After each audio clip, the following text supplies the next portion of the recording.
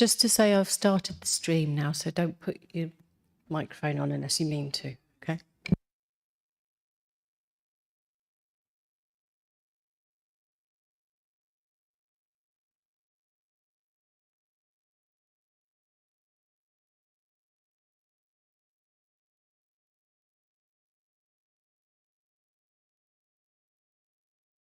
Anyhow, welcome everybody. I was just chatting, so I think before we start the meeting proper, I think we were going to have one of our new councillors here tonight, Beth Forrester, but unfortunately, as is lucky Beth, she had appendicitis. She's just had an operation which has gone really well, and she feels battered and bruised and getting over it.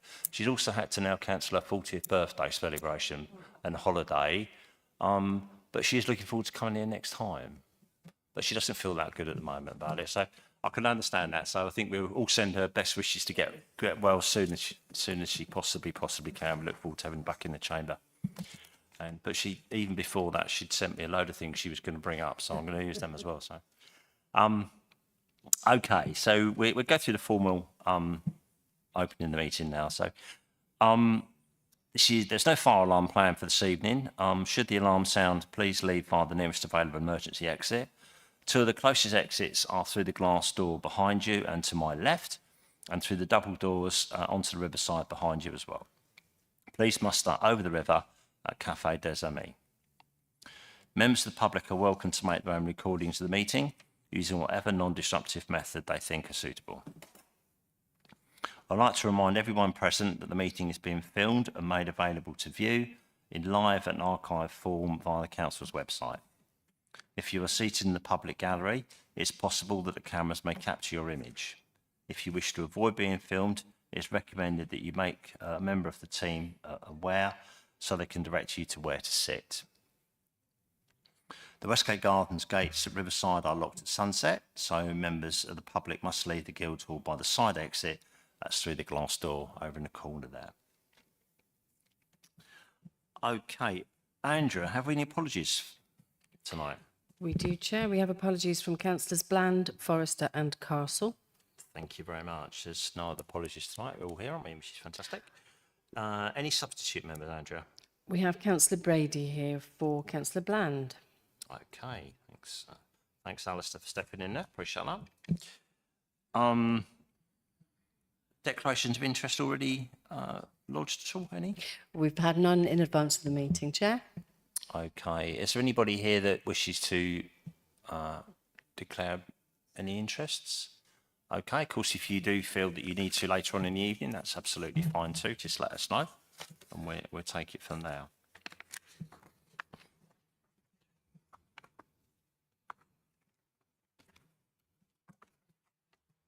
Right, so we need now to think about the minutes of the meeting held on the 18th of December 2024. You might remember the last meeting we postponed and now moved to a new date, which is tonight.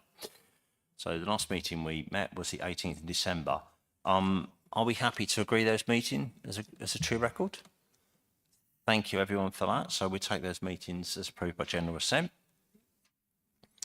I've got a note that we've got no public participation. Is that still the case, Andrew? Yep, that's correct. Thank you. That's really good.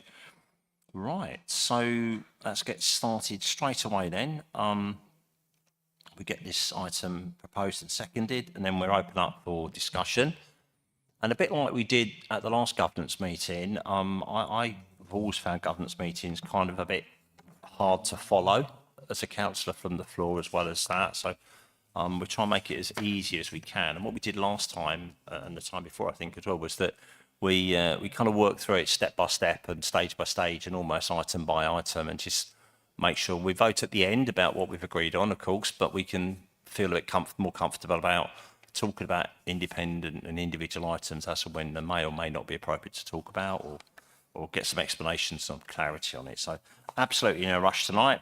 We can jog our way gently through. There's only 3 things on the agenda, so we're taking as they come along. So there's a report that we've all got in our agenda packs on this item, which is East Kent Joint Independent Remuneration Panel. There's a request to join from Folkestone and Hythe District Council. And because we're one of the founders, if you like, or one of the people that are in already in this East Kent Joint Remuneration Panel, we need to approve another council joining that team, and obviously pull in their resource and pull in obviously everyone, all the independent members' knowledge and experience together. And we'll talk through those a bit more in a minute.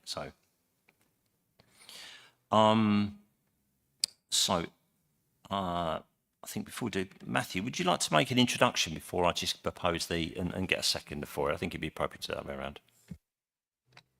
Thank you, Chair.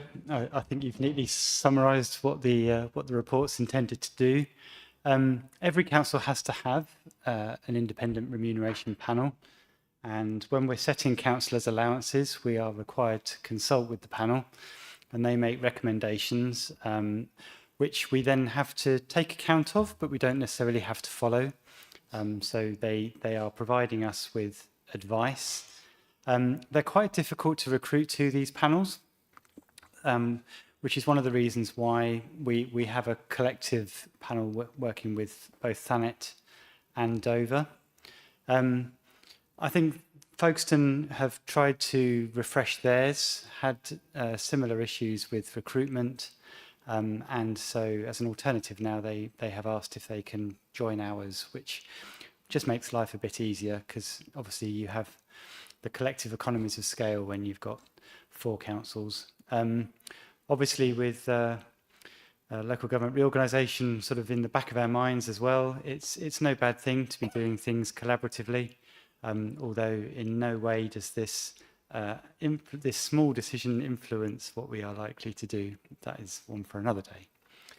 So yes, over to you to approve this, and I'll happily take any questions. Thanks, Matthew. We'll work our way through this, and a few comments I'm sure will be coming from my way. So I'm going to read these two bits out, and then if I ask one of you to second it. So I'm proposing the chair that the committee recommends to full council that the council agree to Folkestone and Hyde District Council joining the East Kent Joint Independent Remuneration Panel, subject to ratification by Dover District Council and Thanet District Council. The second point is to extend the council's membership on the panel to the 31st of March 2028. So can I have a second for that, please? Thank you, Paul. Thank you, Paul Prentice, seconded. Okay. I've got a few points to raise, but I'd sooner have your points first. So anyone got some bits to raise there? Okay. Councillor Brady, and then...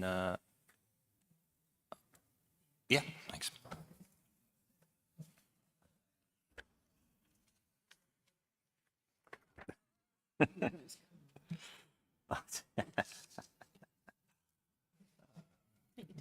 Yeah. Thank you, Chair. Just a quick question on the makeup of the panel. So 1 member from Canterbury is the chair, 2 members from Dover, 2 members from Thanet, and proposal 2 members from Folkestone and Hythe.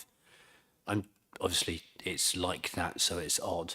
So you're able to get things through, odd number. I'm just wondering why Canterbury has the chair and 1, and then everybody else has 2.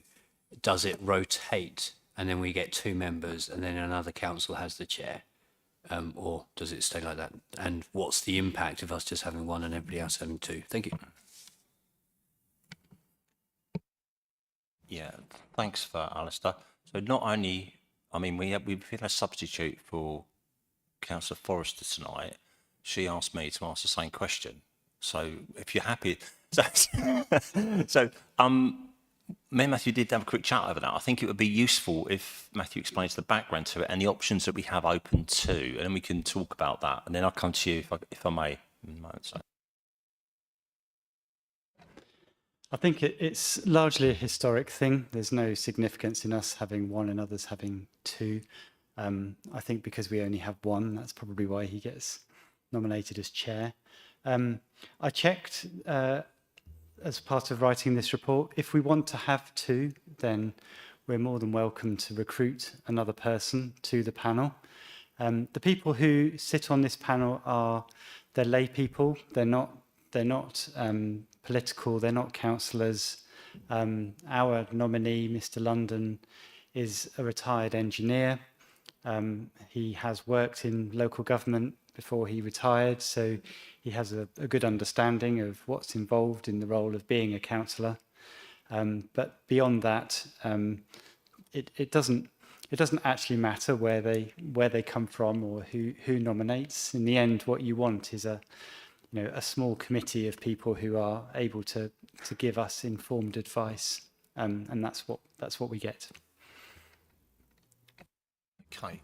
Are we okay if we just, is there anybody who wants to add some stuff to that? I'm just conscious to try and keep one bit, because it is one of the things we need to vote on, isn't it? So, yeah, Dane, and I'll come back to you. And I will, Ian, was your point about the same thing? Actually, it was 3 people asking the same question, so it's been covered. Okay, well, you can come straight back after Dane, then. That's really good. Thanks for that. Yeah, good.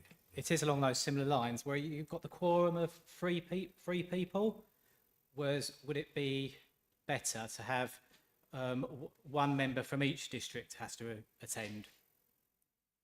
Because it will still add up to 4 if there's 4 people, but because otherwise you could have no one from, say, Dover turn up. And so I just thought if they really want to be on it, they'd do it that way. That's a good point. Ian? Thank you, Chair. Yeah, basically, I've been doing this long enough to know that we tend to ignore any recommendations that come up as a Conservative group anyway, we did. I'm just wondering whether there are, I understand it's part of our constitution that we have to look at the recommendation. We don't have to take it on board as such. But is there a cost involved in this that we could be looking at, or is it just one of those things that rolls on regardless? Thank you. Yeah, I think there is a cost which is set out in the report, isn't it? There's a sort of broad outline figures, aren't they? It's not huge, but we'd be, we'd have to get those costs one way or the other, wouldn't we? Because we got to be a part of it, sort of legally. So, so basically, you're sort of not fussed about what goes on, really. Just as long as it's representation, then that's okay. Yeah, that's cool. I mean, that's fine. And has anyone else got some other bits? And then I'll get Matthew to come back and have a sum up if we can, a few bits. Steph.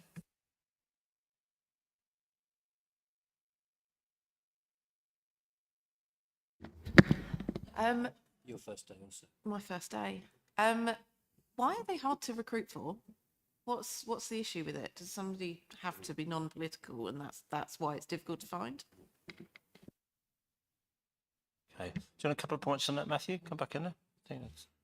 Yep, happy to do that. Just taking them in order. On the quorum, currently it's a panel of 5, so 3 obviously is half plus 1.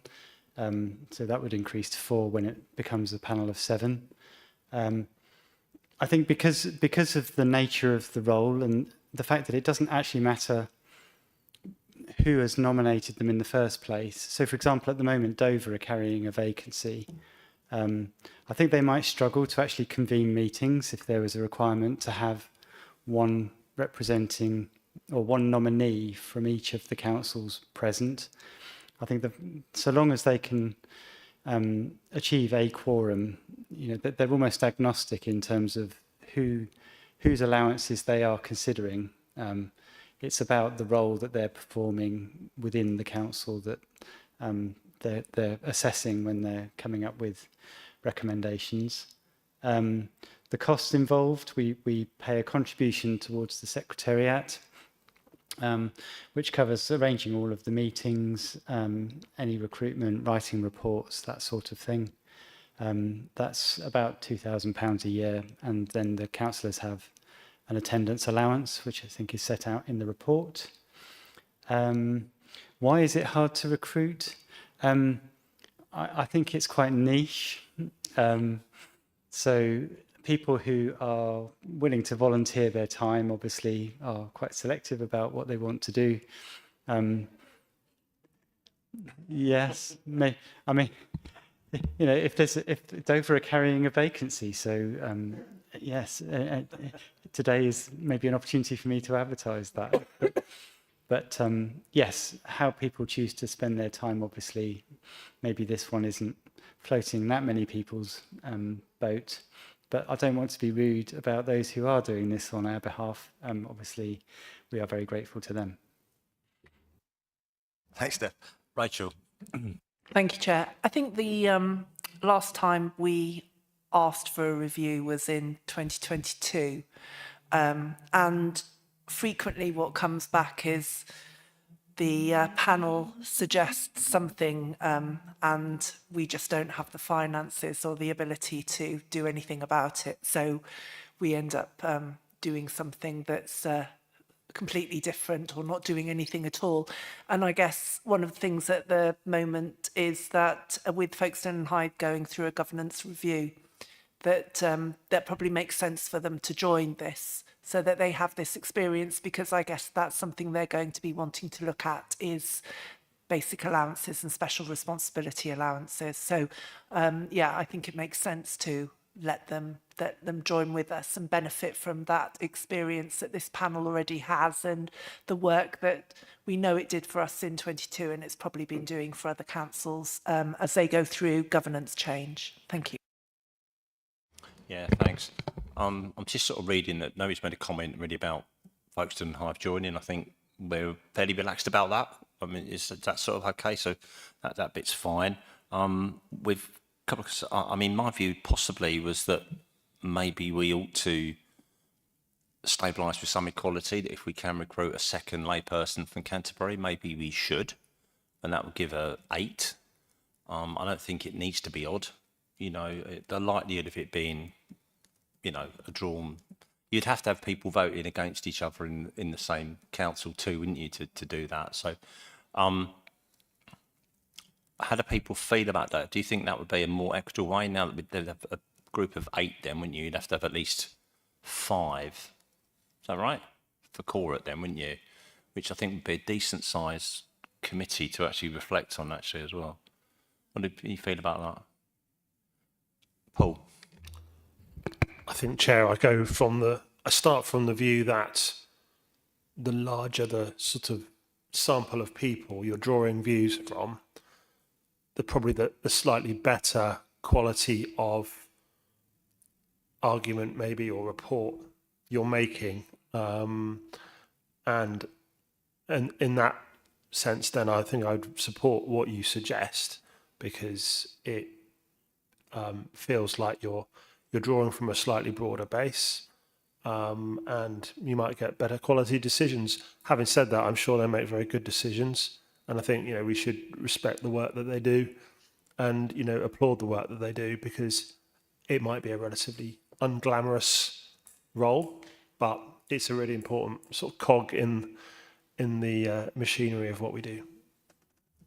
I think we'd also have to accept that if we did do that, we'd have to allow the chair to rotate around, maybe year on year or something like that.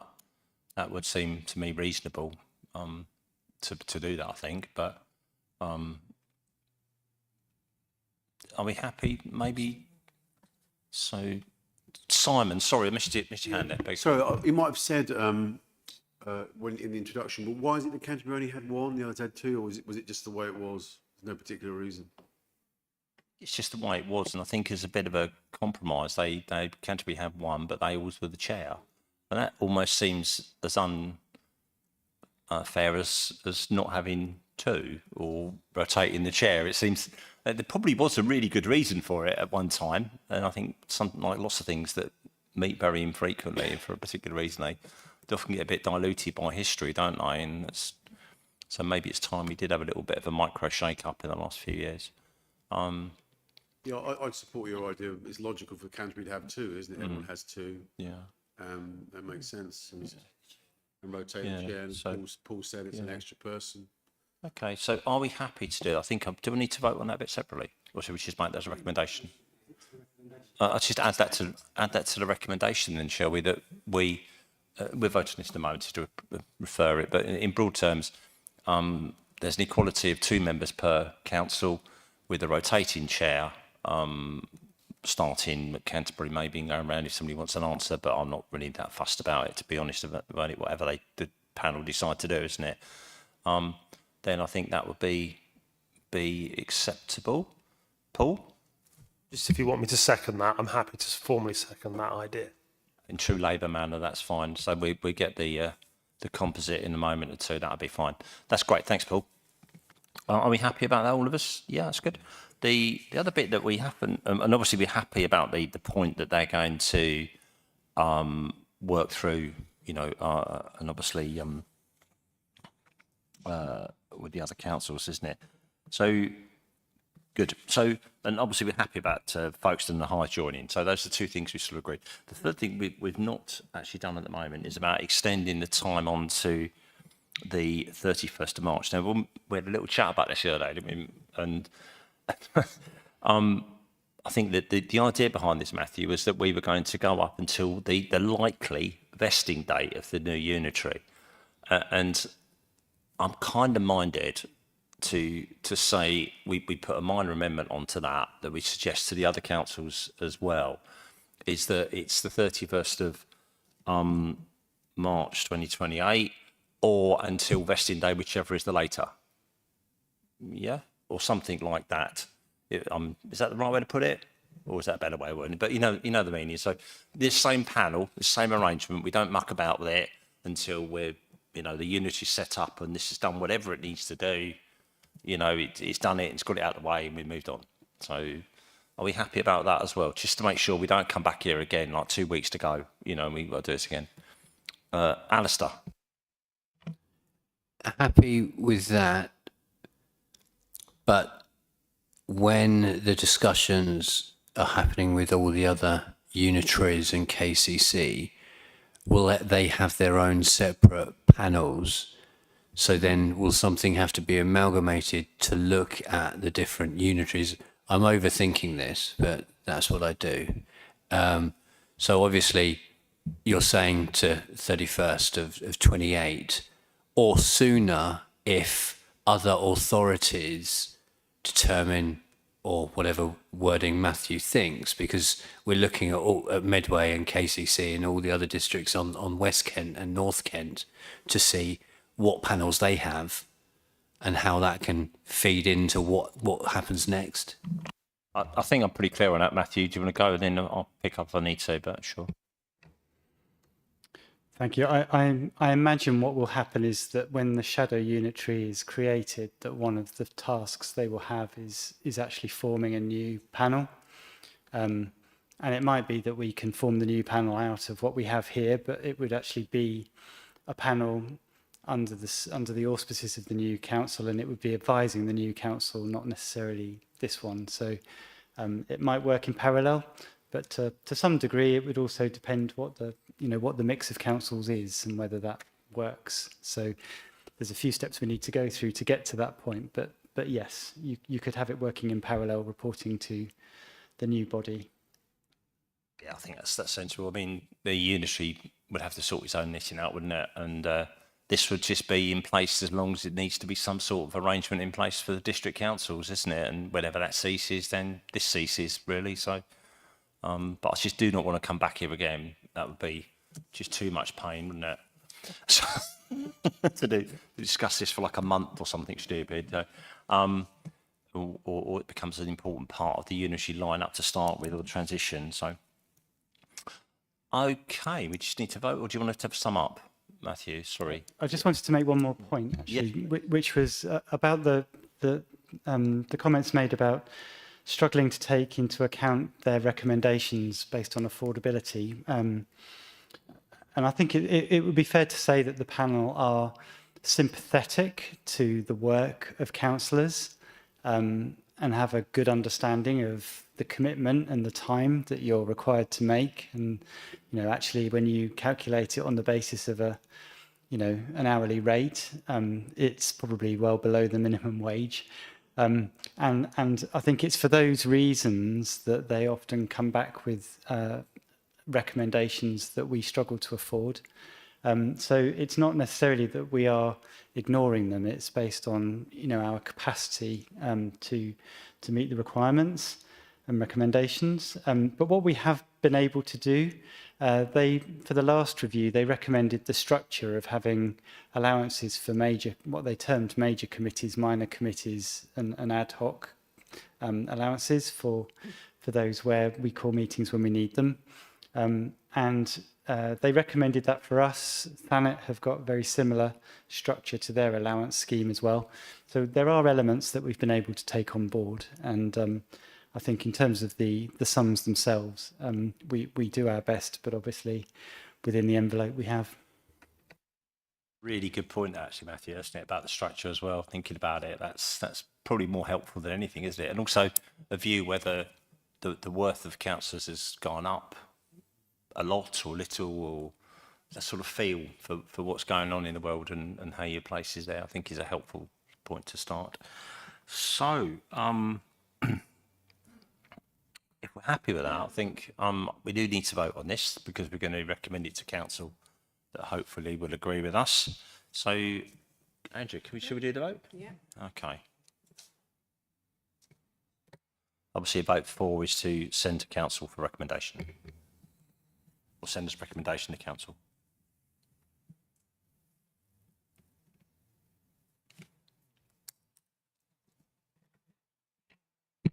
So that is carried unanimously, Chair. That's fantastic. Thanks, team.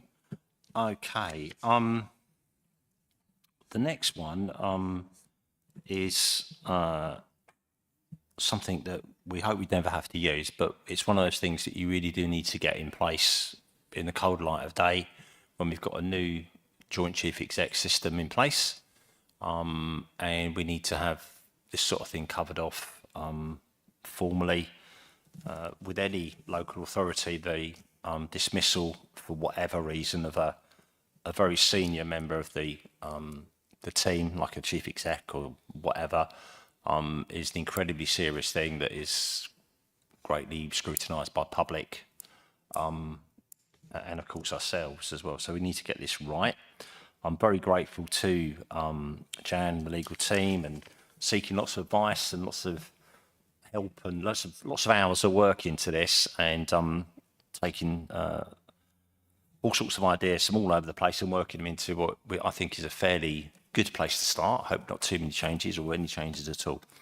So again, as last time, I'm going to ask Jan to make an introduction, and then I'm going to propose it, and then we're going to work through these sort of recommendations broadly, one by one, make sure we're happy with them all and we understand them, which is more important perhaps than anything else. So over to you, Jan, please.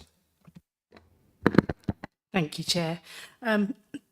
Yes, so the new proposed arrangements are for dealing with disciplinary action against the council's statutory officers. So that's your Section 151 officer and monitoring officer, head of paid service, and in light of the new structure, it's suggested that the joint chief executive without a formal role is also included.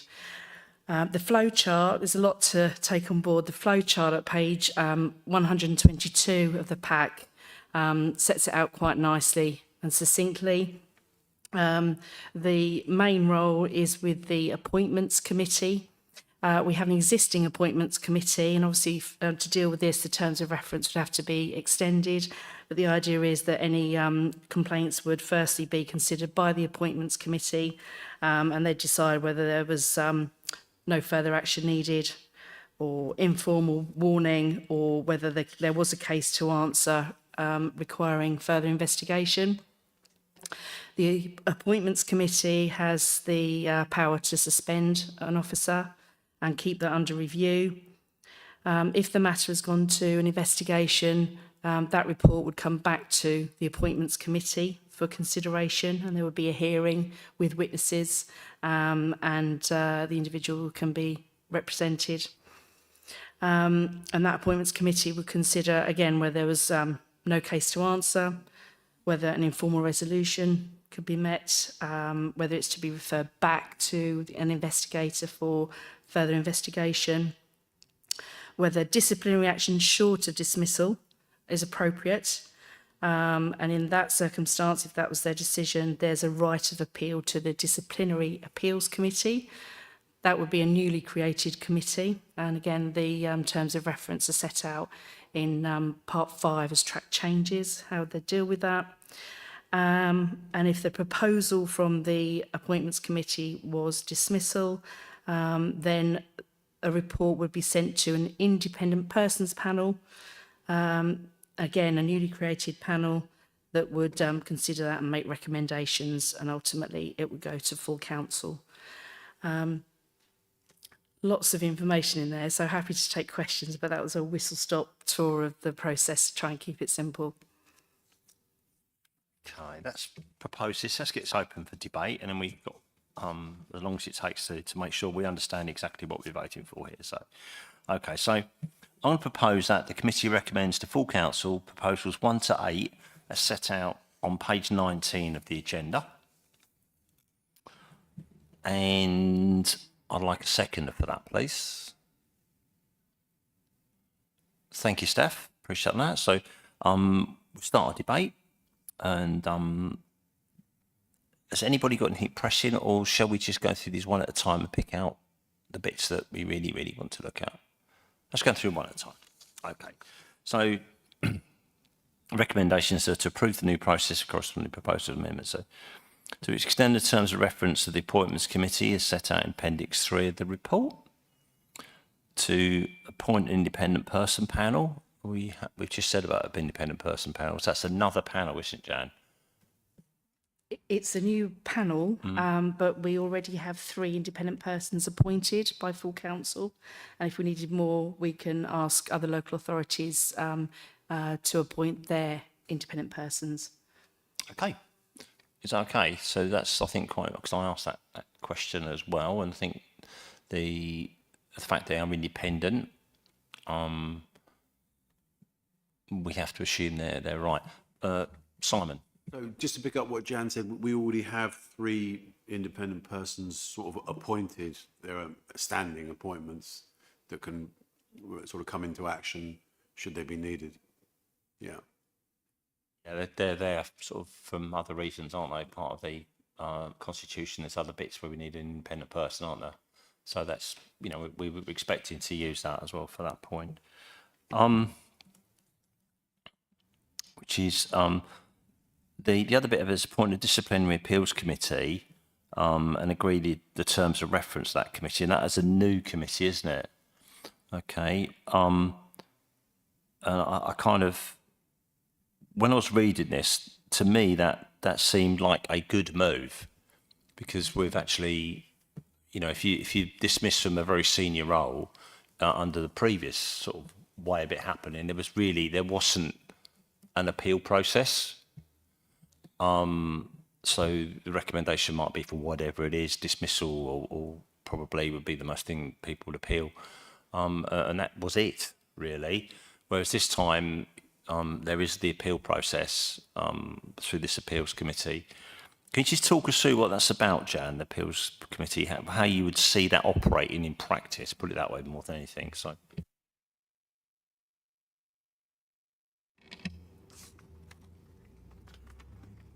So the all the papers would go to the Disciplinary Appeals Committee. My understanding is that the recommendations would have 3 members on that committee to consider, and obviously they take into account the investigation and the recommendations previously made. And who would be the most likely members of that committee?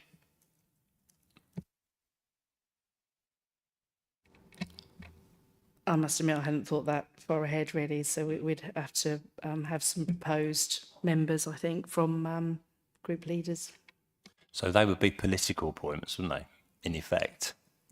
Yeah, and that, I think, is the fundamental difference, because up to this point it's been an independent study, so we need to agree, I think, or at least think about a recommendation, I think. I mean, to me, I think it should not be you know, the leading party or anything like that. It has to be cross-party. That's only fair and right. And whether 3 is enough to reflect that was the only thing that concerned me a bit. So that's a couple of points on it. I saw Rachel's hand go up, and then you, Dane. Yeah, just on that point, there are 4 groups on this council at the moment. So maybe it should reflect the groups rather than just having 3, because then that's not reflecting the whole membership, is it? Dane.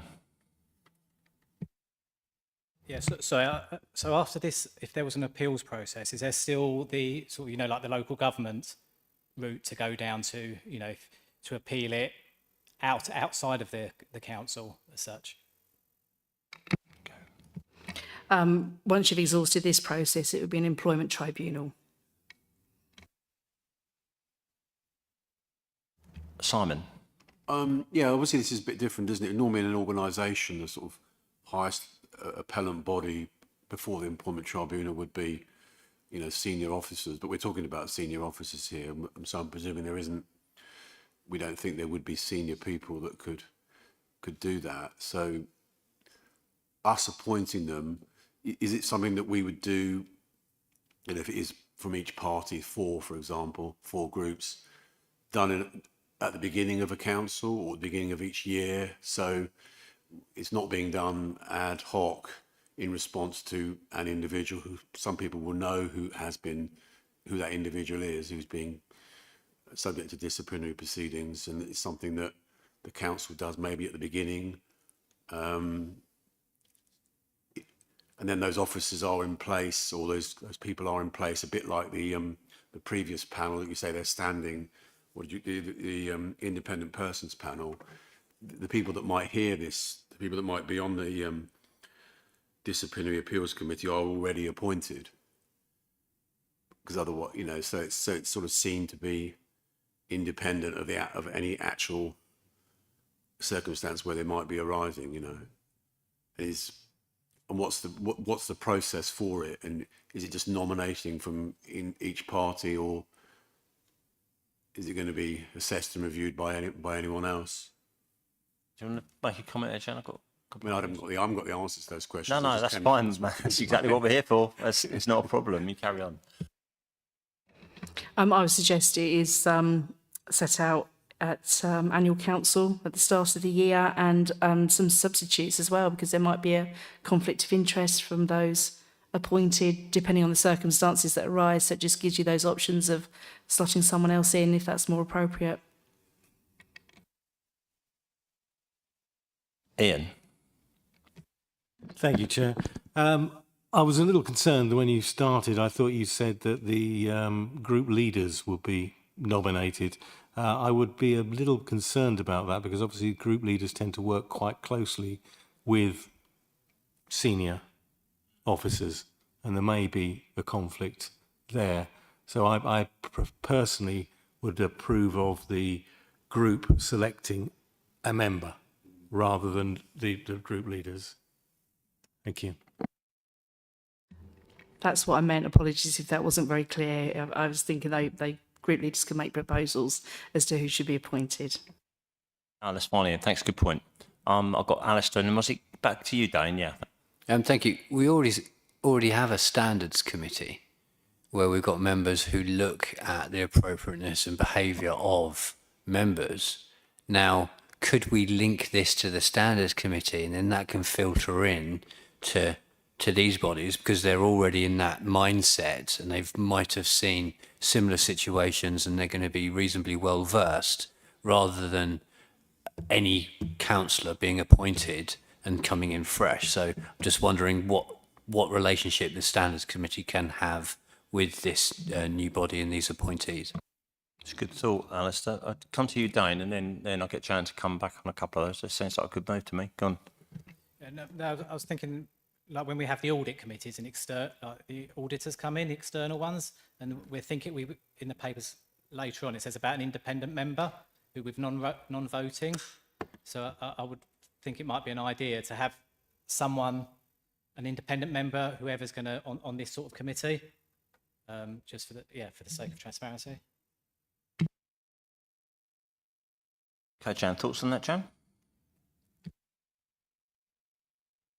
I'll take the last point first, if I may, in relation to the independent member.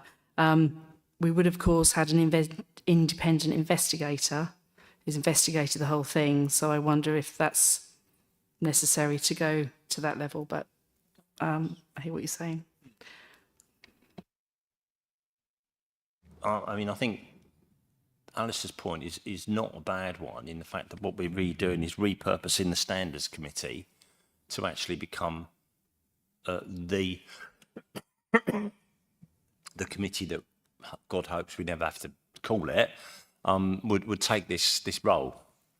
And I just wonder whether it's not such a bad idea. How many's on the? Does anyone remember how it's on the Standards Committee now? Can't remember.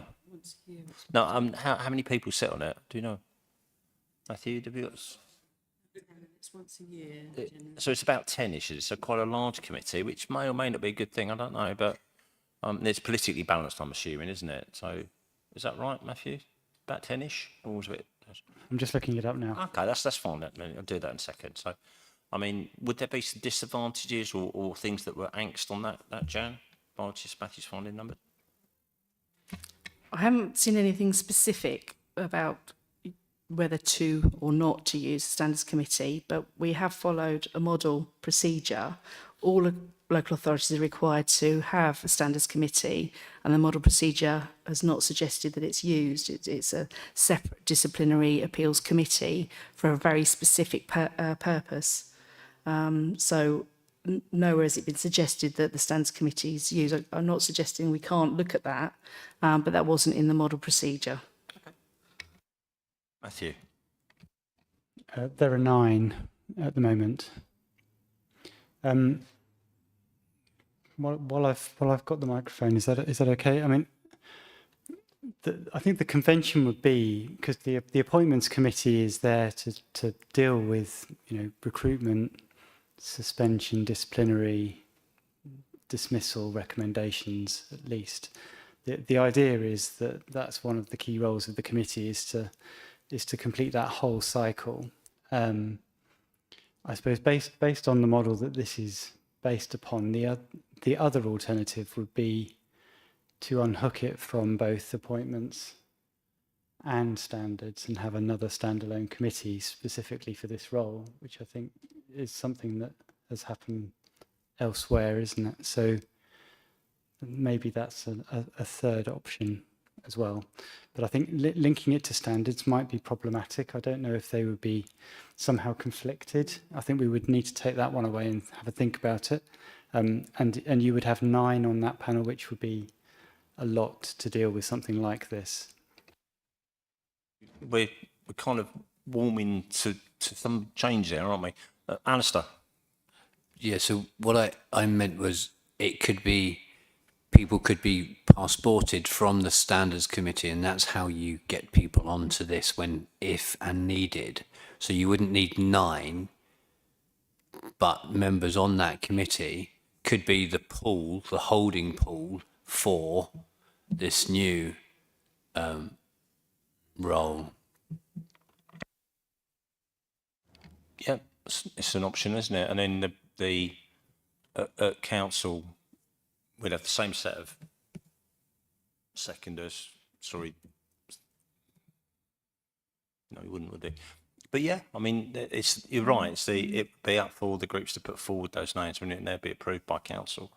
Yeah, okay, it's a good point. I mean, we've obviously in our heads as leaders, we've put those people in that role for a very good reason, haven't we? They're the most appropriate person, and we all have our skill sets that we bring to the table, and thank goodness we do, because we cover everything off that way. It's a fabulous privilege to have that in a council. Okay, so we've looked through maybe reusing or repurposing the committee, and then we looked at actually the opportunities that we would create a committee that we would agree every year. That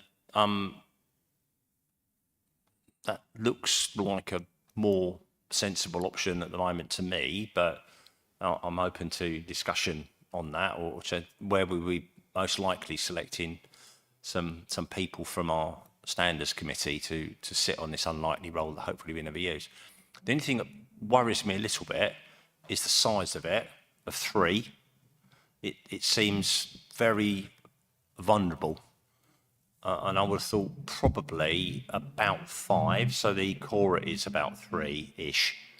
You know, I think would be more robust, and then, you know, because we could end up with a core of 2, and I don't think that's right. 5 would probably give a fair representation across parties. You know, it'd probably almost certainly be the 3 biggest parties would definitely have somebody in the frame there, wouldn't they? And probably a member from another party potentially as well.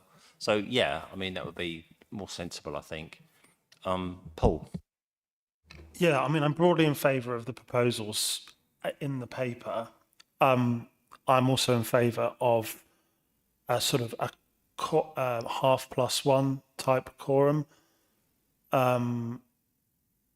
because that seems to be sensible and practical.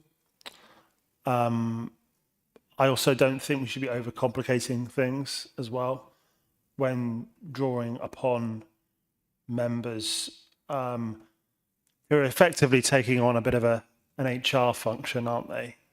And they may have that expertise in their professional background. I don't myself. There may be others who actually do. And I think we just have to be very mindful that you need the right skill set. You don't want to overcomplicate the procedure, but you need the right people ultimately on this committee, and people with the right background and expertise. So I think I'm right in saying that people are saying that we want to draw the membership from the Standards Committee. That's the proposal, isn't it? But it just has to be, you know, reflective of the makeup of the council, and reflective, because the skills are going to lie in every political group, aren't they? Regardless of people's personal political persuasion. So it's a really important role. Yeah, thanks, Paul. I think the idea that come from Alistair, actually, Mark read it wrong, but it was broadly that kind of using the idea that actually people from the Standards Committee might well be the right people for it, but not necessarily have to come from the Standards Committee. I think, you know, it's potentially. I saw Rachel and then Dane, please. Oh, yeah, thank you, Chair. I think actually in some ways the Appointments Committee is probably about the right size, isn't it? And we all have subs on that committee as well. So, you know, each group can put up as many subs as they want, and then that means you can switch in and out. So in a way, you know, the members that are involved in the appointment side don't need to be the members that were involved in a disciplinary side, because it's up to then the group leader to nominate, or the whip to nominate whoever they want to go from the subs and take that role, who's best qualified in their group. So, but I think the Appointments Committee is probably the right size and structure, isn't it? Reflected in this final committee too has been the right sort of size. Yeah, Dane.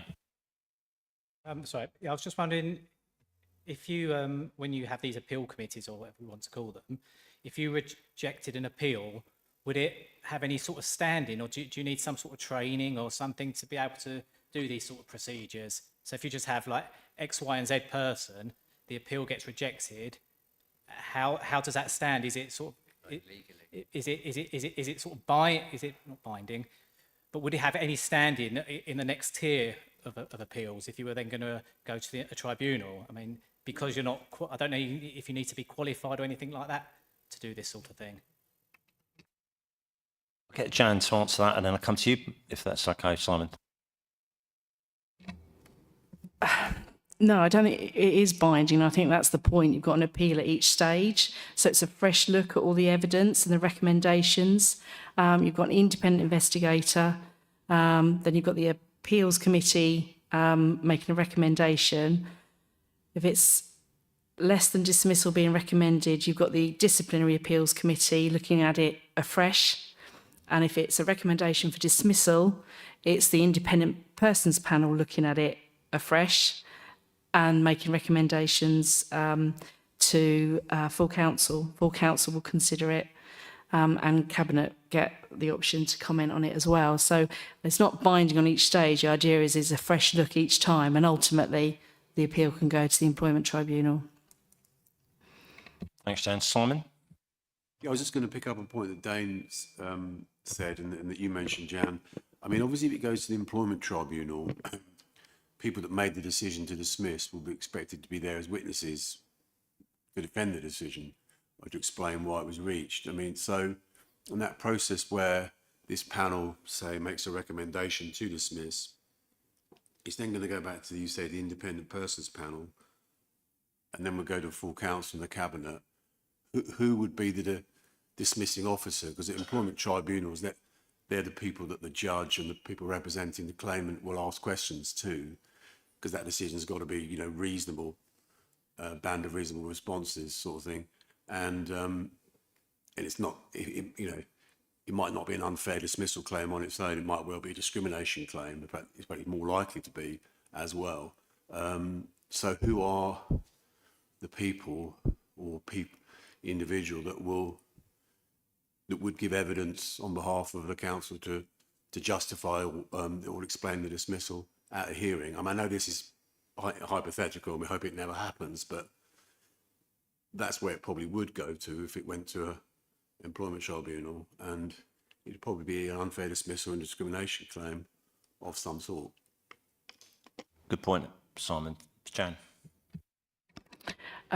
There's not many of these happen, fortunately, so it is a bit tricky, but I should imagine it would be probably the chair of the appointments committee, the chair of the disciplinary appeals committee, and probably the leader of the council if it goes to full council, with an overview, because there'll be written reasons as well, but I would expect they'd be required to speak to their decisions at each stage. Just, you know, protecting those people or having a concern for them that if they're going to be making decisions, they might have to go to the next stage and you know, and support it in a tribunal, and people need to be aware of that before they take on that role. Yeah, thanks, Simon. It's a really good point. Okay.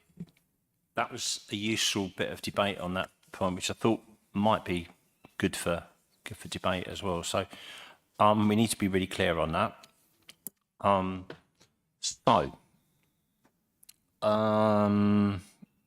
Okay. So the way I'm kind of reading this now is that a few things that disciplinary appeals committee is the new committee that we've got to set up. Is that right? Yep. I'm so sorry, I was trying to read No, about go on. disciplinary appeals Have a committee. minute. Let's have a minute. And I missed your question, I do apologise. No, that's all right. Don't worry. I'm just trying to look at that standards point again, where there's a... Let's go for that. Let's have a stance, and then we come over that. Thank you.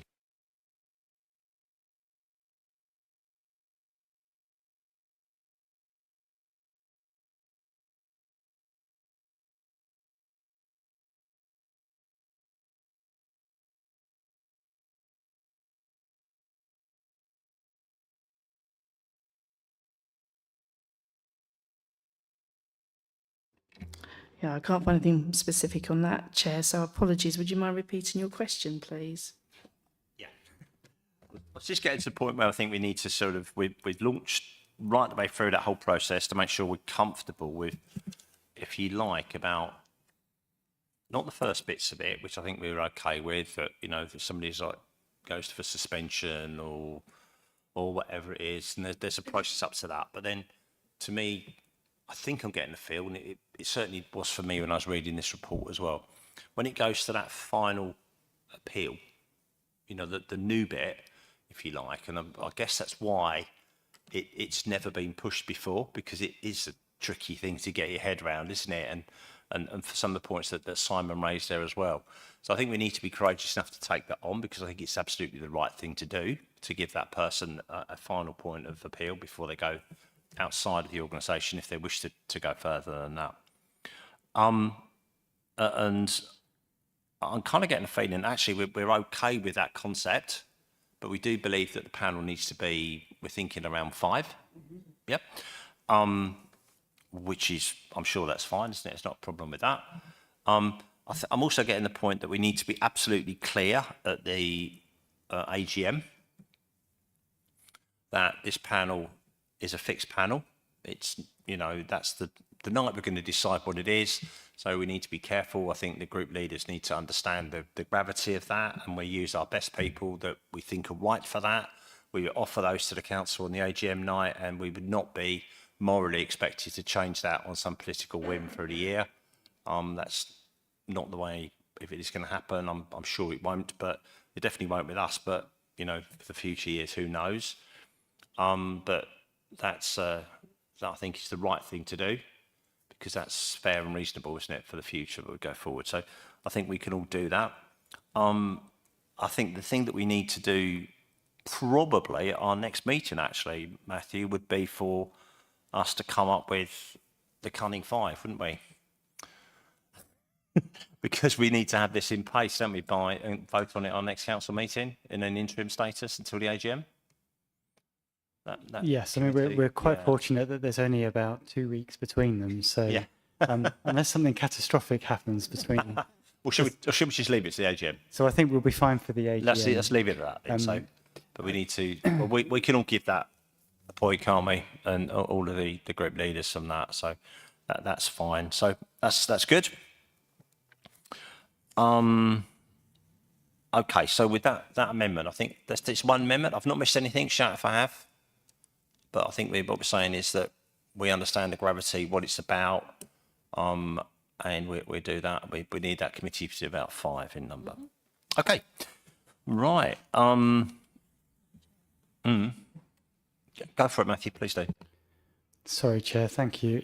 Can I just clarify that on recommendation 2, that we are recommending that we extend the terms of reference of the appointments committee, because I think we did talk about other options, but have we come back to settling on the appointments committee dealing with the first stage and then the new committee dealing with the appeal? Just wanted to make sure that we were clear on that. That's a really good point. We ought to clarify that. I thought we had, but if there's anyone who's not happy with that, then let's talk about it a bit more. Are we happy with that? So I think the appointments committee, it goes back to the point we're saying, we put the right people we think on that committee in the first place, don't we, with the HR experience and all of those things. There's probably the right person to unpick anything that's going wrong too. So absolutely great. So I think we're happy with that, Matthew. But it was good to explore the other options too. I think it's absolutely appropriate we do. So point 5 is to amend the officer employment protocol rules. Right, I'm not going to bore everyone. Matthew, do you just want to pick up a few bits, or Jan, just summarise that a little bit more? It's a couple of really big paragraphs of text in there that I don't want to bore people with, so just quickly go over it, and then we pick up the details out of it that come out of it. So to amend employees delegation scheme, and that's a few bits we talked about and joked about as well, so that's good. Yeah, it's just to give delegated authority to head of corporate governance to appoint independent persons to the independent persons panel in a particular order that's set out in the model process. So ideally, as I say, we have 3 appointed, and ideally they'd be our first 3. But if, for example, one wasn't available or there's a conflict of interest, we would turn to our colleagues across Kent and ask other IPs to come forward, and they have to be appointed in a certain order. So the first one to be appointed is one that lives within the area, if possible, and then you look further down and then alphabetical order. So it's really just to appoint them in accordance with those rules. The smile that I had is like a Sir Humphrey moment. But absolutely great reasons for it. We understand that why. But that's what that's all about, and it has to be written in the way that it is there. So thank you for that. Right, those were the 5 bits. Have I missed anything? Shout out if I have. Are we okay to take a recorded vote on that? So this is a recommendation to council again, isn't it? Yes. Yeah. So yeah, we're going to recommend this to council. Hopefully they agree with us. Let's have a vote, shall we? So we're going to recommend it if we vote for.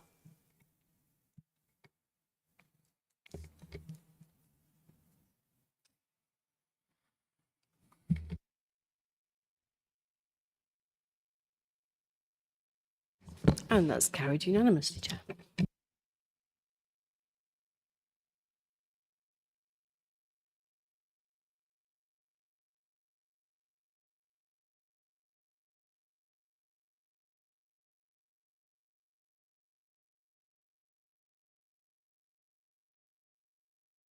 So I'm not going to list. This is the next item which you're looking forward to. Is updates to the Constitution.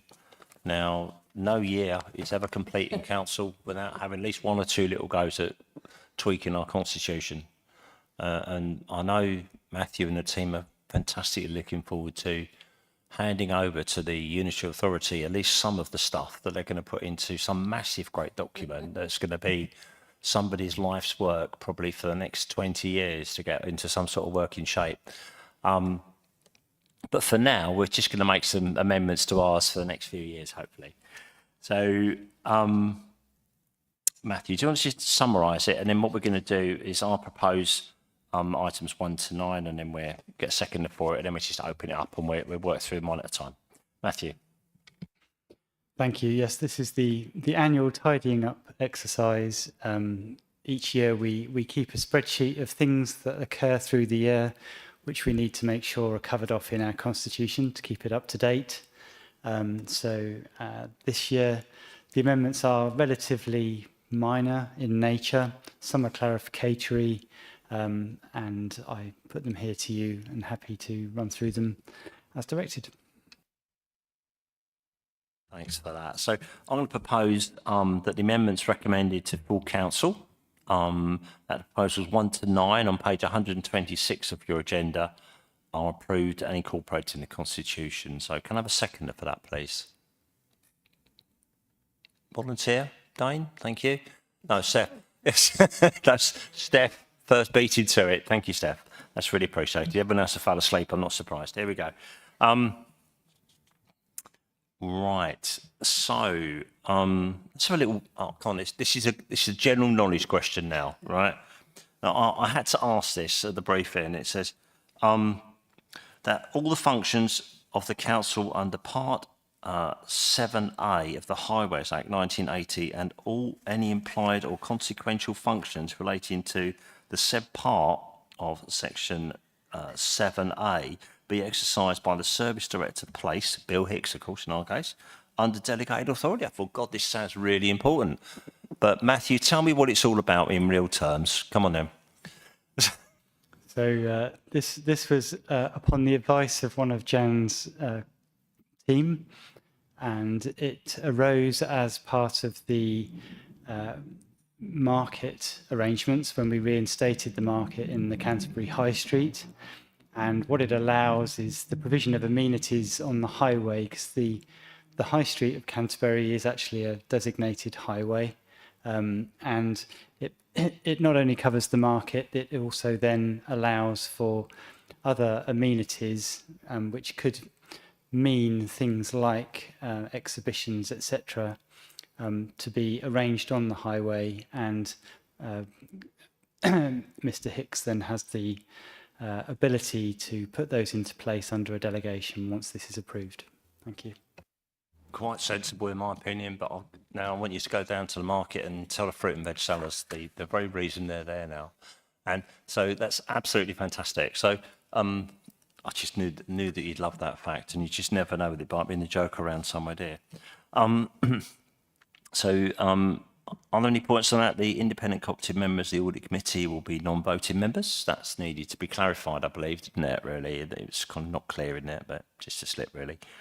The appointment of the co-opted independent members is simplified by inviting the relevant committee or board to make the recommendations directly to full council. How does that work then, Matthew? What were we doing before there? So previously there was an extra step where the recommendations from the Harbour Board were referred to the Appointments Committee. And I think the feeling was when that happened this year that we then had to convene the Appointments Committee for approximately 2 minutes to rubber stamp what had been recommended by the Harbour Board. I think this harked back to different times when perhaps there was a bit more controversy, perhaps, about the nature of those appointments and the need for additional controls. But I think where we are right now is that, well, I'm putting it to you that we could entrust both the Harbour Board and the Audit Committee and any other committee that happens to appoint co-opted members to make that recommendation directly to council without the need for any additional filtering mechanism through the appointments committee. So if you're happy with that, then we take a step out of the process. Any got thoughts on that at all? Seems to me that we trust them to do it anyway, wouldn't we? I think. But the next one is to approve payment of basic SRA allowance to councillors taking leave of absence and to a councillor covering the role acting as SRA over the same period. Any thoughts on that? I think it's a tidy up exercise of wording again, Matthew, isn't it? Really. I think this came from some party political guidance, actually, where the suggestion was that an individual council's allowance scheme could actually include this step, which just clarified the position for a councillor who is perhaps taking 6 months of paternity leave, who might be, for example, a cabinet or maternity leave, who might be a cabinet member. I think the question arose, would their allowance be protected while they're taking that leave? Because what might happen in that period is that somebody else might step into that role on an interim basis while you wait for the person to return. And what do you do in those circumstances? So what this is proposing is much like you might for a member of staff, the councillor, let's take a cabinet member as a scenario, the councillor who is on maternity leave or paternity leave continues to receive their allowance, but wouldn't be the designated cabinet member for that period. And the person who is stepping in that period would receive an allowance, would be entitled to that, and would be the designated person for that period. So just for the avoidance of any doubt, we would write that into our scheme, and then in the event that you have such cover arrangements in place, we've got something to point to which explains what that means in practice. And there are particular circumstances such as licensing where there is actually a cap on the number of members that you are allowed to have, and this would also cover off that for the avoidance of doubt. So the person taking the leave would not formally be a member, but if they were receiving an allowance before they took their leave, they would continue to receive that allowance in the interim period. Actually, it's just kind of good, straightforward employment law, isn't it, and employee rights. So I think it's, as far as I'm concerned, it just makes sense, really. If it ever, if it happens, it happens. If it doesn't, it doesn't. It's just there if it does and when it does, and it's the right thing to do. So it seems reasonable. So to invite the head of corporate governance now to point forward to make necessary arrangements for the annual appointment of a cadet representative to support the Lord Mayor of events. And that was an interesting one, wasn't it? That some councils do that, don't they, now? Seems to be quite a good thing. When there was a little bit of movement from local cadet groups in Canterbury and the surrounding areas, Herne Bay, Whitstable, what have you, that may or may not want to take this up. And I think we didn't have the opportunity for it to happen without this amendment going in, did we? Thank you, Chair. Yes. So the Sea Cadet Corps wrote to the Lord Mayor. The Lord Mayor is very happy to take on this arrangement, but it did strike me that we ought to have an audit trail that demonstrates that the whole of council are happy to take on this arrangement, and if they are, then we can put it in place from this AGM. We would start with the Sea Cadet Corps. The suggestion is that we rotate round the armed forces, so we would obviously use the next year to see if we can put something in place, but we would start obviously with the with the group who have made the approach. Thank you.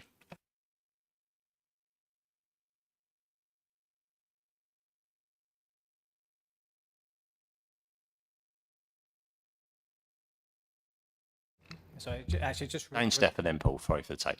yeah, regarding the Sea Cadets. So I noticed on there you've got the Merchant Navy Day on the list, because last 2 years I've had to not, try and organise that myself with the officers.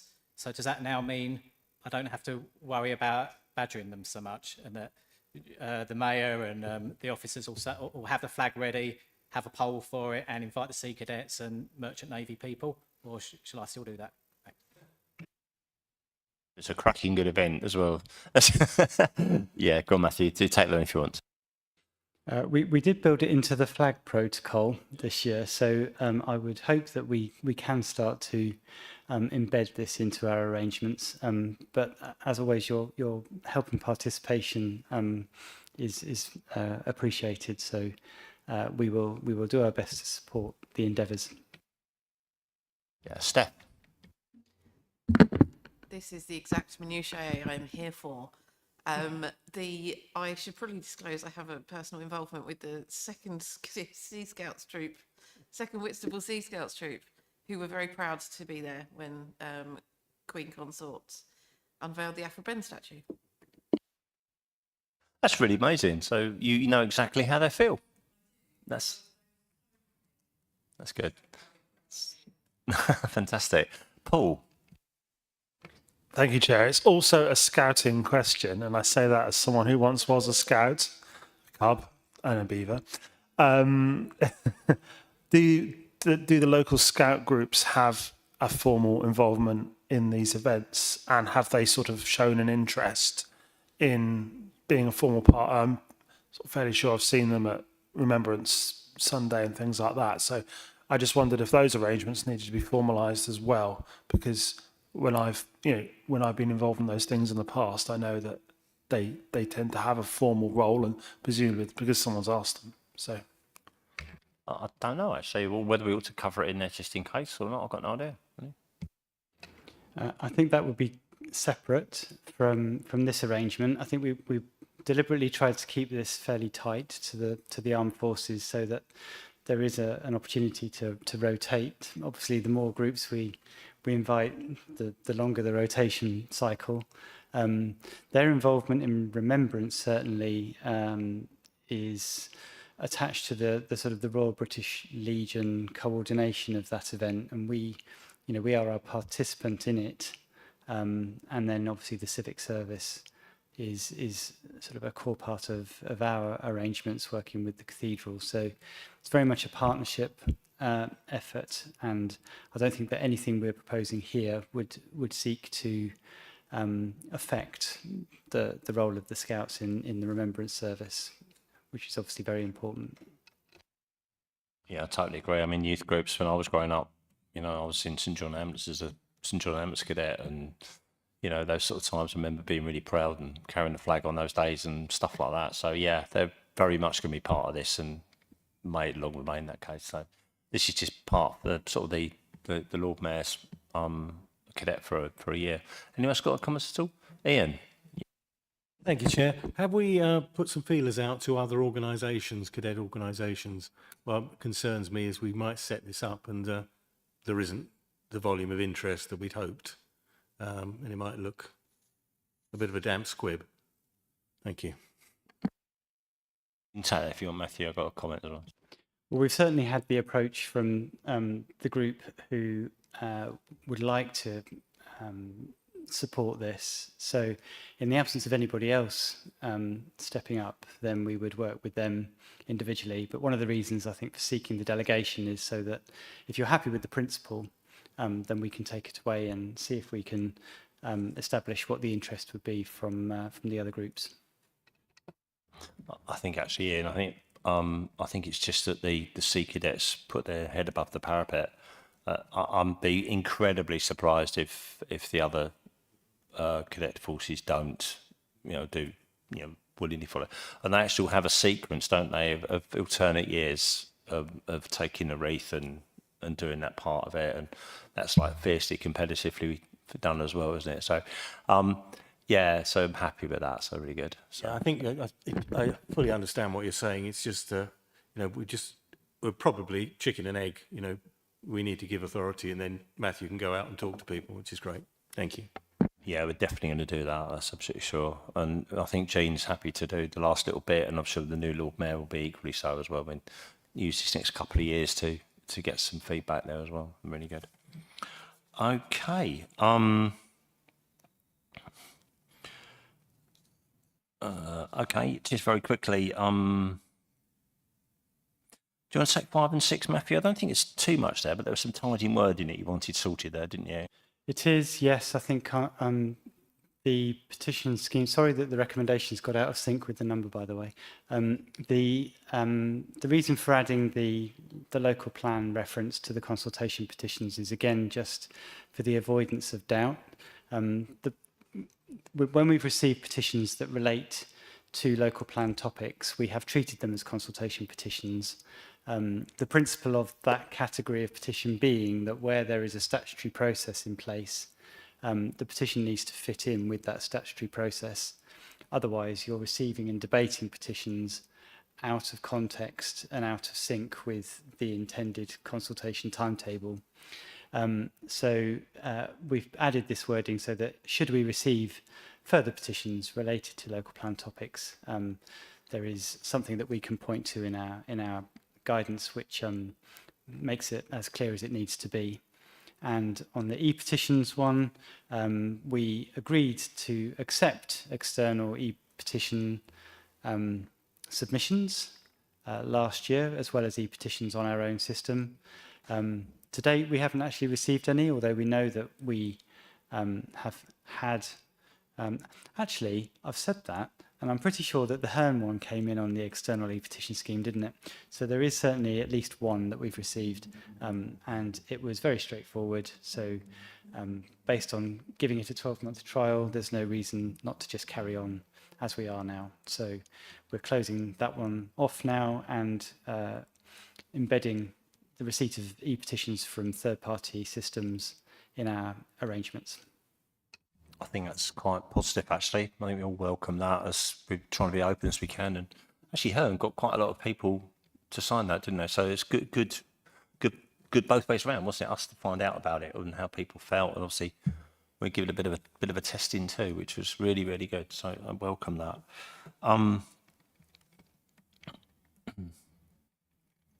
Oh yeah, number 7. Do you want a bit of clarity on that one? Again, it's just a few tidying up bits there, isn't it? Again. It is. This year we've had a look at the terms of reference of the Companies Advisory Committee, and we've renamed it. And at the meeting held last month, we had representations from the 3 companies that we now have in place, being Canenco, Partnership One, who are doing our revenues and benefits and customer services, and the Stour Environmental Credits Company. When we first set this up, which was solely for Canenco, the committee wasn't designated as an advisory committee at that time. It was designated as a cabinet committee, and it did have some decision-making powers within the reserved matters, which always concerned me a little bit because basically the delegation then to that committee to do things which might potentially be out of kilter with the wishes of Cabinet, who are the ultimate accountable body for those companies. So this year we've taken the opportunity to tidy it up. That committee now has a clear oversight and advisory role. So it is basically the eyes and ears on behalf of Cabinet, and can do a slightly deeper dive into the arrangements of those companies to make sure that they are happy with the way that they are running, and that particular vehicle is the appropriate, in their view, the appropriate one for the council to use. And if they have any concerns or suggestions or recommendations, they can make them directly to Cabinet, who can then consider them. But it stops it becoming, by doing that, basically amending the arrangements that we put in place back in 2023, I needed an audit trail that made it very clear then what the role of the new advisory committee was, what the role of Cabinet would be, and that the reserve matters in all three companies would clearly then be matters directly for Cabinet to decide. Thank you. Alistair, thank you, and then Dane. Thanks. I've always wondered this, so now's my time to ask. This council oversees a couple of charities, or maybe one charity, maybe a couple, I can't remember which. So who has oversight of those, because they've got assets, and why is that not bundled up into this committee, because it's still arm's length? Thank you. Yeah, go ahead, Matthew, if you've got an answer tonight.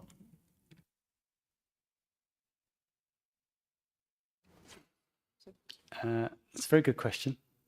They are arm's length entities, but they are council owned. We are the sole trustees for, I think, those two charities, and we are doing a piece of work at the moment to have a look at the arrangements.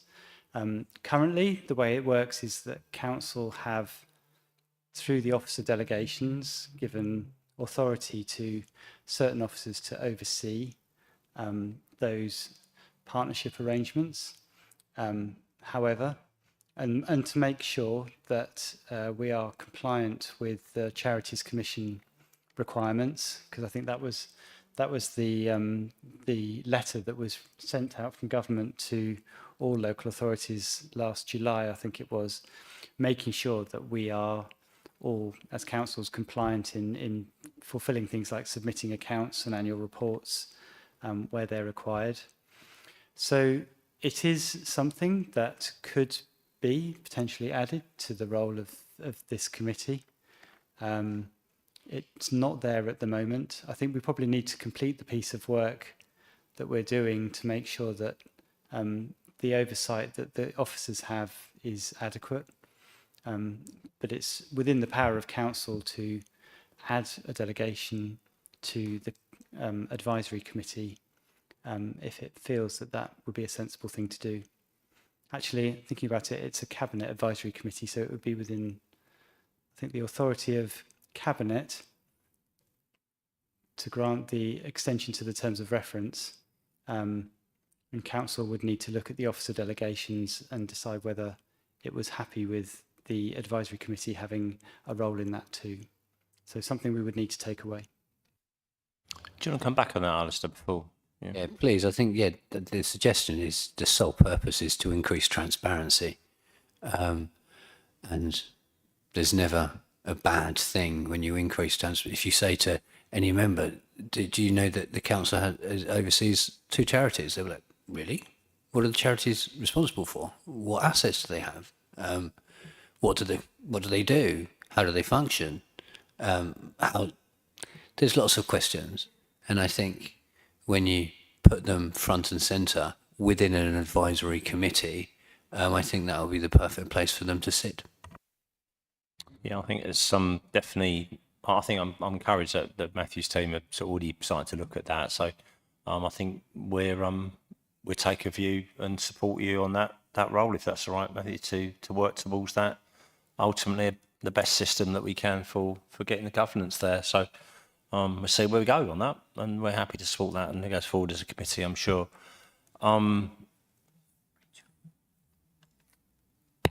It was Rachel, wasn't it, next? I think that's right. Or, yeah, I was looking at Dane, but he's not moved an inch, so it must definitely was him. Rachel, then, go ahead. Yeah, the only thing I'd say on that is that maybe then that committee needs to meet once or twice more a year, because they're already having their remit extended, which means that in terms of that oversight of Canenco, that may get watered down if too many other things are included in those meetings, because they don't meet very frequently, do they? So I think that's one thing that needs to be looked at. If it's already extended to 3, if you're going to extend it to 5 or any more, then there need to be enough meetings to be able to scrutinise all of that. Yeah, I think actually we talked about that. So there's actually nothing in our constitution that says we have to only meet 3 times a year or 5 times a year or 10 times a year. So that's the good thing.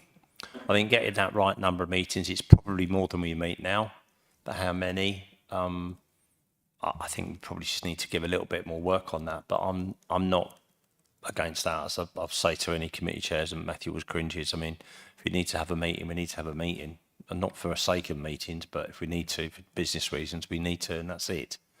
So I agree. I think we need to work that through and see where we come up with some sensible numbers. It may even be in this next couple of years with 2 new committees on there. We need to meet a little more frequently than we would do when they're running more. Okay, that's fine too. There's not a problem. So, Dane. Actually, that's better me coming there because I agree with Rachel there because I am the chair of the whatever it's called now, the companies committees thing. So yeah, and it's I think the next meeting's in November. So it probably, and the last meeting was there was quite a lot to get through, and we had to sort of rush through certain things, it seems. So yeah, I wouldn't be object to another meeting to accompany some of these other companies and charities and things.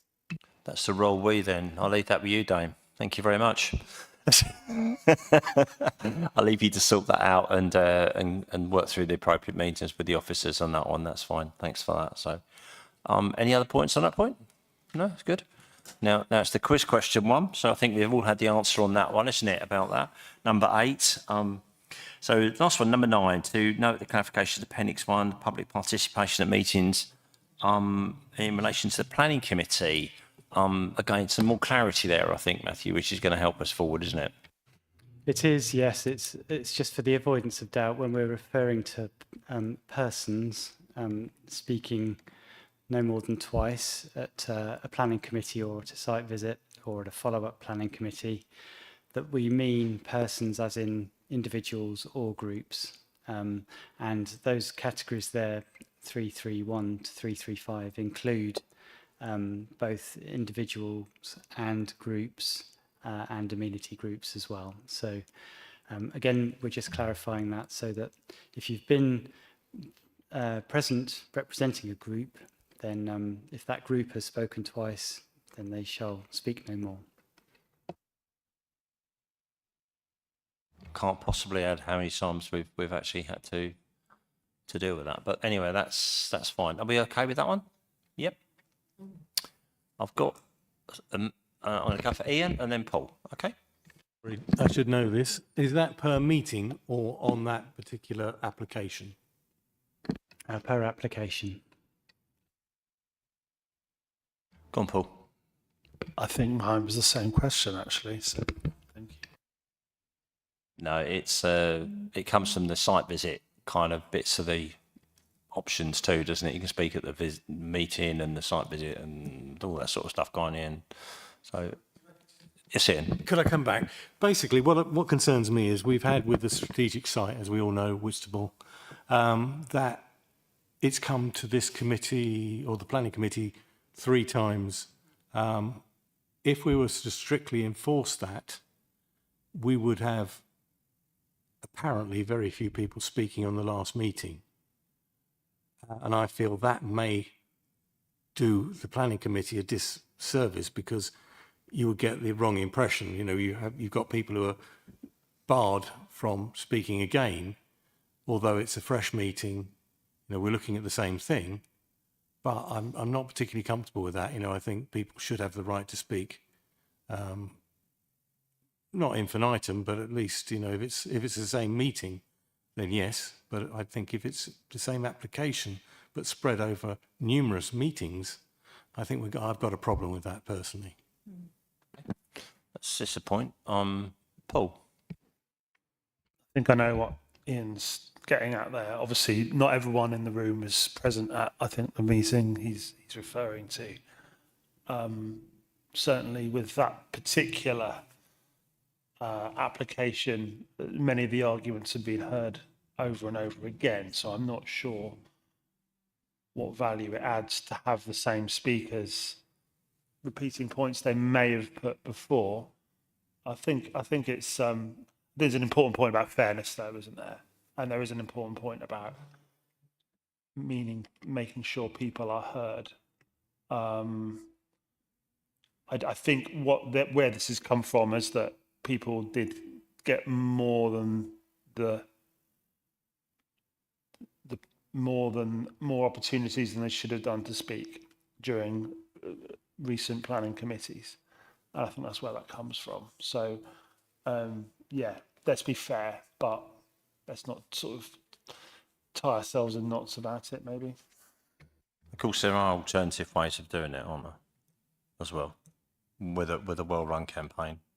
I sub say that, but I've got Simon, and then Alistair, and then Dane.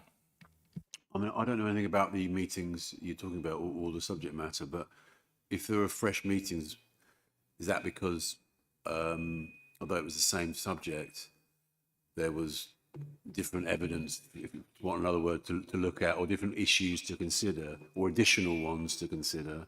And if so, you'd expect people to probably have a right to make representations again. I presume it wasn't exactly the same meeting, just rerun, otherwise it wouldn't happen, would it? There must have been was it? Okay. Could I come back, Chair? To clarify, I was going to, but go for it. Basically, all it was the application was proposed, but wasn't accepted by the planning committee. So we actually met 3 times. Well, initially it was accepted. It was granted planning consent, but unfortunately we were in presumption. No, we were out of presumption. Then we were in presumption, so that hadn't been completed. So it then had to come to the planning committee again, by which time we were in presumption. If anyone's not sure what presumption is, it just means the balance is weighted in favour of the developer. So at that point, the case wasn't made to the planning committee, and the planning committee was not happy to accept that. So we asked for arguments to come back. We presented arguments to the officers at the planning committee. They listened to them, and they felt that we needed to have a review of those arguments, and they went off to find a King's Counsel to put those arguments to. And then on the last meeting, it was put to the planning committee again, and it was agreed. So the planning committee passed the application. My concern, if I may, Chair, is that while I agree that organisations, individuals, there was one particular individual who had lots to say on the subject, but I feel that I agree that individuals shouldn't be necessarily given the opportunity to speak more than twice on it. But when you're dealing with the Whitstable Society or whoever, you know, there are more than one person there. They have different views, and I think they should be able to represent them to the committee. That's just my personal feeling. Okay, carry on, Dane. Yeah. Sorry. Sorry, where were we going? Yeah, I did. I got the wrong way around. Carry I'm more on. inclined to agree with Ian actually on this one, because it's not really the speaker's fault that we deferred it X number of times. And I mean, most of the time it's not going to be going 3 times. So you're keeping it at 2 will normally be that anyway, and especially with the groups. And also, you know, during those 3 meetings, there were substitute councillors as well. So they actually get to hear that because they might have not heard it before either. So yeah, I would be more inclined to agree with what you were saying really about the groups as opposed to individuals. It is definitely you now, Dane. Just taking a minute, Alistair. Thanks, boss. A solution. So in one meeting, then twice speaking, that's the rule. If there's additional meetings, the chair can summarise the points that have been made previously, and if there's any new points, then the people then can speak a 3rd or 4th time to be able to introduce those new arguments. Because I think this is trying to get in front of, oh, I'm getting shakes of the head. This is trying to get in front of repetitive arguments over and over again. However, if somebody's straitjacketed and in that time, there's new information that's come to light and they've got a new bit to add to this argument and they can't because they've spoken twice previously, then it's like, well, you got to play the game. Should I speak twice? Do you know what I mean? You don't want to try and preempt how many times you could speak in one meeting before you're not allowed to speak again. So to get around that, if there's new points, they should be able to vocalise them. Yeah, I think I just would say that I think we're talking about, I don't think I've got this wrong. I mean, you can, the only time you can speak twice actually is you can speak at a planning meeting, you know, if you're one of the chosen ones that gets over the line. It's a limited number of people, isn't it? For and against and all that sort of stuff. And then if it was called off onto, you can speak at the meeting or you can speak at a site visit, but you can't speak at both. So is that right? You can speak at both. Yeah. So that might be the bit that we need to get a bit of clarity. It's a good few years since I've been on planning committee. I can feel the benefits already. But the truth is, I think we need to get clarity on that because we do get repetitive speakers. We do get issues with that, and we are going to have to get really tight on this as well. So let's find some answers if we can, please. Let's have a quick summary on the speaking rules. I think would be really helpful. Make sure all on the same page, including me, and then we're taking the points that have been raised and deal with them if we can, please, Matthew. Actually, what I was going to suggest, the purpose of this line is to clarify the arrangements as they currently stand. I think trying to amend the planning speaking rules in committee is an incredibly difficult thing to do. There are always unforeseen consequences for every measure that we put in place. So what I would suggest is that, because it's rare obviously for applications to come back, certainly more than twice. So this is certainly the exception. Maybe what we need to do is take it away and have a think about how we might deal with the speaking rules where that exception applies, and come back with some wording another time.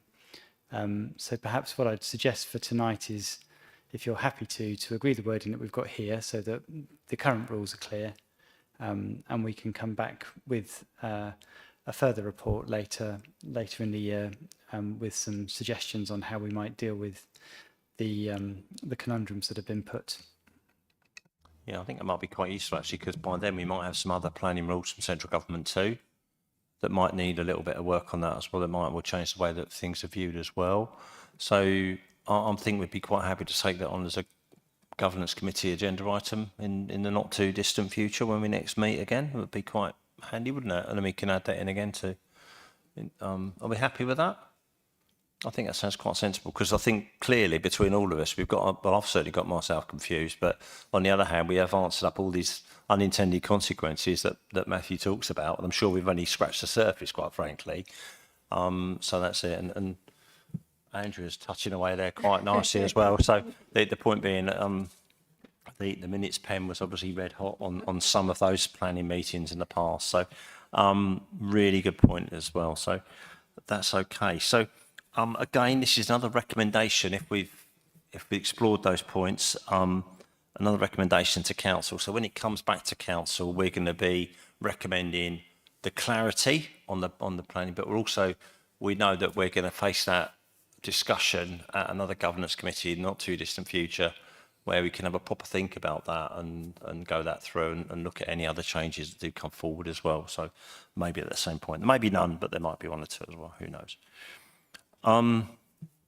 Okay, so if we're happy with that, then Andrew, can we have a vote, please? So we're going to, if we vote for this, we're going to recommend those as they stand to full council.